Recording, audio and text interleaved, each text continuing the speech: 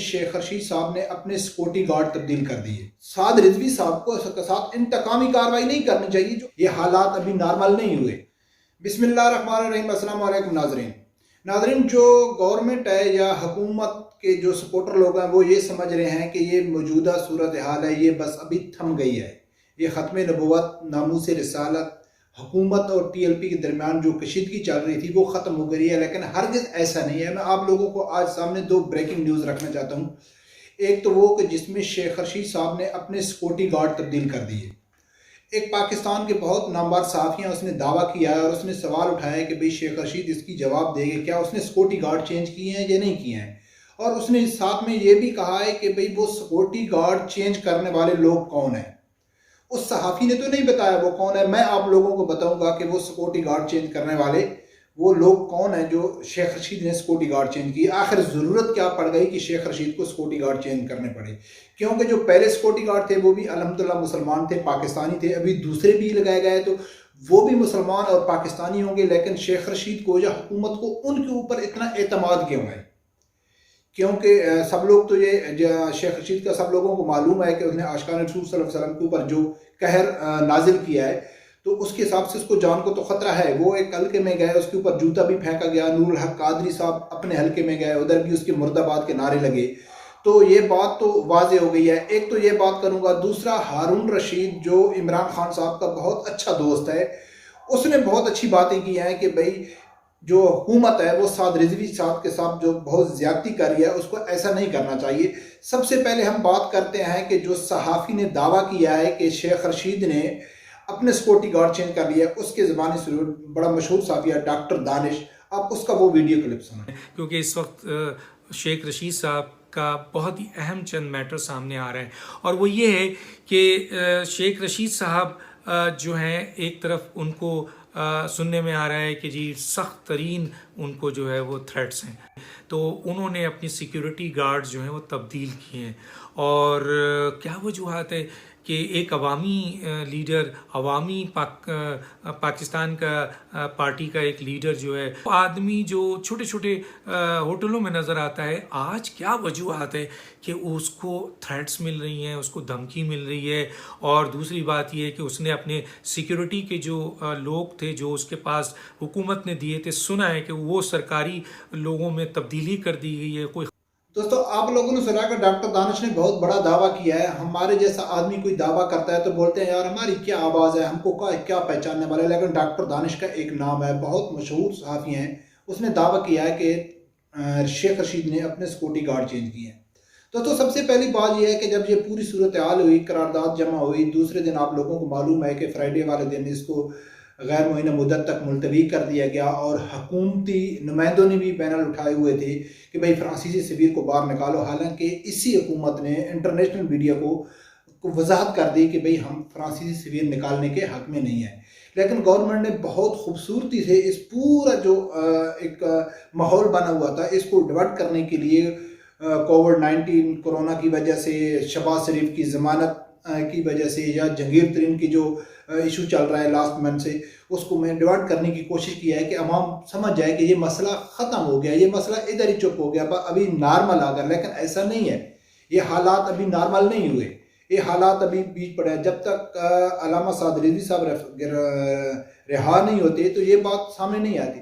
तो डॉक्टर दानिश ने ये दावा किया है कि वो कौन लोग हैं कि जिनको शेख रशीद की सिक्योरिटी गार्ड के लिए स्पेशल रखा गया है, क्योंकि वो इंडियन तो हो नहीं सकते, फ्रांसीसी तो हो नहीं सकते, उन्होंने पाकिस्तानी ही रखना है। और हम जैसे आदमी को मालूम नहीं है कि उसके गार्ड की जो ड्यूटी कर रहा है वो कौन है, वाकया कोई मुलाजिम है या प्राइवेट सिविल आदमी है या कौन है। तो इस बात का अंदाज़ा आप बखूबी लगा सकते हैं कि जब पहले दिन लाहौर में तहरीक लब्बैक के ऊपर क्रैकडाउन किया गया था, उस टाइम एक समी अबरीन ने ट्वीट किया था। आप वो ट्वीट पीछे से देख सकते हैं, वो ट्वीट देख के आप आसानी अंदाज़ा लगा सकते हैं कि शेख रशीद के जो गार्ड हैं वो कौन है। समी अबरीन क्या कह रहा है कि भाई जो गवर्नमेंट ने टाइगर फोर्स के नाम पे कादियानी बरते किए थे वही कादियानी अभी वो यूज़ कर रहे हैं। अभी सब लोगों को मालूम है कि टाइगर फोर्स के नाम पे बहुत बड़ी एक तंजीम बनाई गई, लेकिन वो फाल नहीं है। ابھی کورونا کا دوبارہ دوسرا راؤنڈ بھی آ گیا، لیکن ٹائیگر فورس کہاں ہی ایکٹیو نظر نہیں آ رہی. کسی گاؤں، کسی محلے، کسی ڈسٹرکٹ، کسی لیول پہ کوئی خبر نہیں چل رہی ہے کہ ٹائیگر فورس کام کر رہی ہے. لیکن وہ ٹائیگر فورس کہاں ہے؟ اس کی ڈیوٹی کیا ہے؟ اس کو کس لیے بنایا گیا ہے؟ وہ ابھی خاموش کیوں ہے؟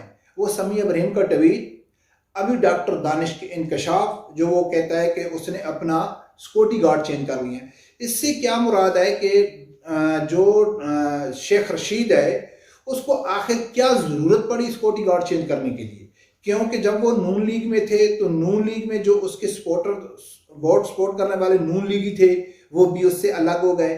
پھر اس نے ایک بہت بڑا نعرہ دیا تھا کشمیر کا کہ ہم گھاس کھا لیں گے، ہم کشمیر کو آزاد کریں گے. کشمیر کرتا تھا. کشمیر کا بھی سودا کر دیا کس نے؟ پی ٹی آئی حکومت نے، اور یہ پی ٹی آئی حکومت میں ہے. وہ لوگ بھی جو تھے کشمیر کے حد سے ووٹ کرنے والے وہ بھی اس کے خلاف ہو گئے. پھر جو خالصتاً ناموس رسالت کے لیے اہل سنت جماعت بریلوی عقیدہ رکھنے والے تحریک لبیک کے جو گراؤنڈ لیول پہ بہت زیادہ ان کی مقبولیت ہے، وہ بھی ایک دم شیخ رشید کے خلاف ہو گئے. تو شیخ رشید کو سیکورٹی تو چینج کرنی پڑے گی. اور یہ خبریں بھی چل رہی ہیں کہ شیخ رشید سے استعفیٰ لیا جا رہا ہے.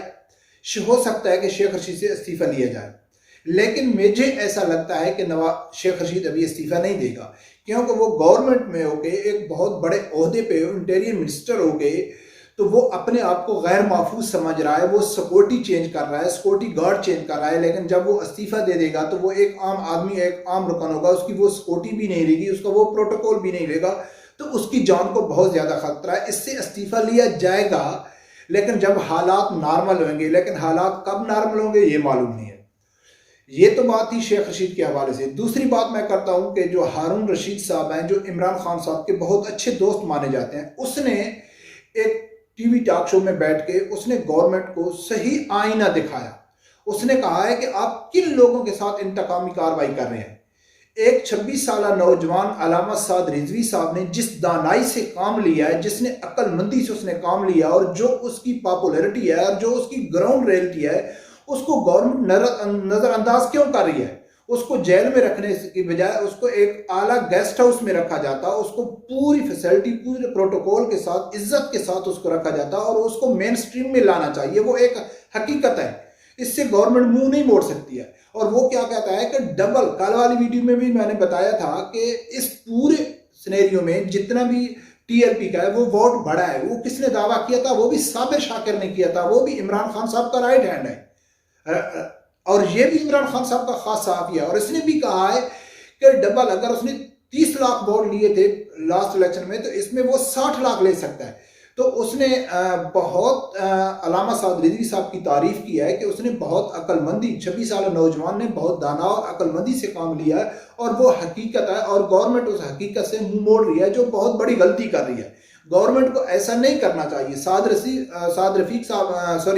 علامہ سعد رضوی صاحب نے جو بیان دیا تھا، اس نے کہا ہے کہ بھائی مجھے کشیدگی بھی نہیں چاہیے، میں نہیں چاہتا ہوں کہ پاکستان میں حالات خراب ہوں، اور یہ بھی میں نہیں چاہتا ہوں کہ مجھے کسی معاہدے کے تحت یا کسی ڈیل کے تحت باہر نکالا جائے.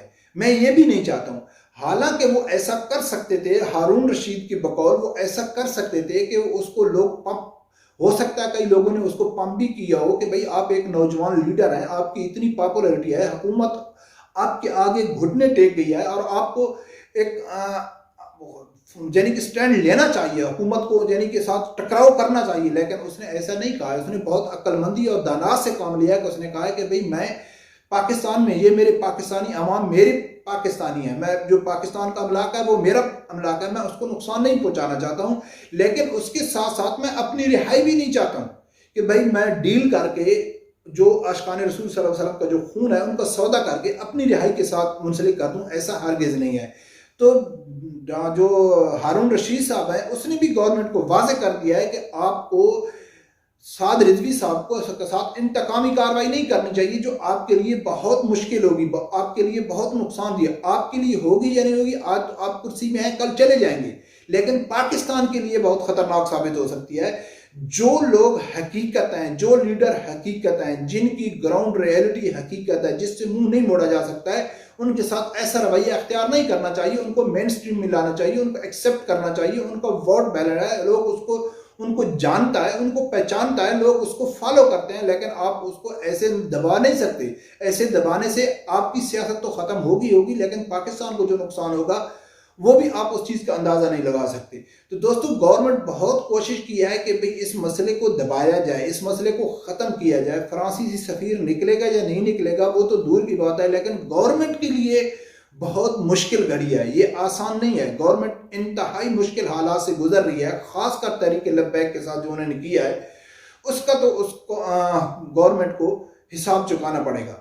तो दोस्तों, मैं उम्मीद करता हूं कि आप लोगों को मेरी ये वीडियो पसंद आई होगी। अगर पसंद आई है तो मेरे चैनल मलिक नसरुल्लाह ऑफिशियल को सब्सक्राइब कर देना और बेल आइकन को लाजमी प्रेस करना, ताकि ऐसी आने वाली नई इन्फॉर्मेशन आपको जल्द अज जल्द पहुंच सके।